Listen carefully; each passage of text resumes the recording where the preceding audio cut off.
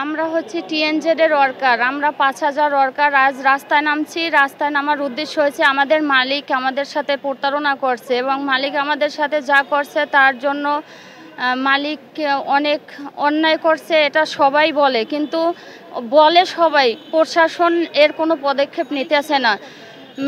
সচিব আমাদেরকে ওয়াদা দিছিল যে ৭ তারিখ আমাদের ফুল পেমেন্ট দেওয়া হবে, কিন্তু ফুল পেমেন্ট তো দূরের কথা, তারা আমাদের সাথে যোগাযোগ পর্যন্ত করে নাই।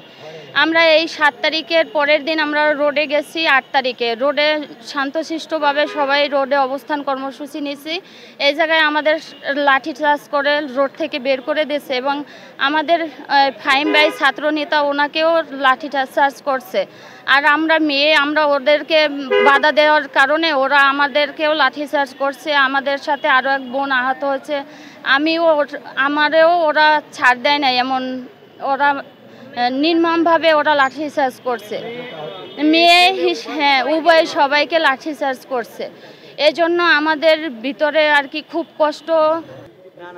না এ জায়গায় আরও কিছুক্ষণ পর পর পানির লাইন, বিদ্যুৎ লাইন বিচ্ছিন্ন করে দেয়। আমাদের অনেক মা বোন আছে, ওরা অসুস্থ হয়ে গেছে, পানি খেতে পাচ্ছে না এবং টয়লেটের অবস্থা খুব, পরিবেশ ভালো নাই। ভিতরে তো অনেক দেখতেছি যে ভুয়া আছে, তারপর ওরা এটি পরিষ্কার করায় না, জিদ করে নাকি জানি না।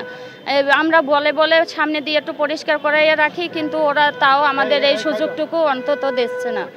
আর আমরা আজকের কর্মসূচি যদি আমাদের সাথে সমঝোতায় ওরা ভালোভাবে না আসে, আমরা এর থেকে বড় কোনো কর্মসূচি আজকে বিকাল ৩টার পরে ঘোষণা করব এবং শ্রমভবন থেকে এই ঘোষণাটা হবে। এতে আমাদের যদি ২-১ লোক মৃত্যু হয় তারপর আমরা রাস্তা ছাড়ব না। এটা আমাদের লাস্ট ডিসিশন এবং আমাদের টাকা ছাড়া একটা মা বোন ঘরে ফিরবে না। তার যদি কোনো একটা স্টাফ হোক আর ওয়ার্কার হোক, যদি কেউ ২ টাকা বাকি থাকে, এই ২ টাকা পর্যন্ত আমরা রাস্তায় থাকব।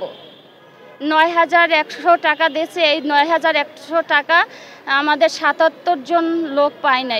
এরকমের করে আর দুরন্দামি টাকা দেওয়া চলবে না। যেই টাকা দিবে আমাদের এই জায়গায় থেকেই দিতে হইবে এবং সব হিসাব আমাদেরকে দেখাইয়া পরে আমরা টাকা নিয়ে এই জায়গা থেকে যাব। তার আগে আমরা এক পাও এই জায়গা থেকে নড়ব না।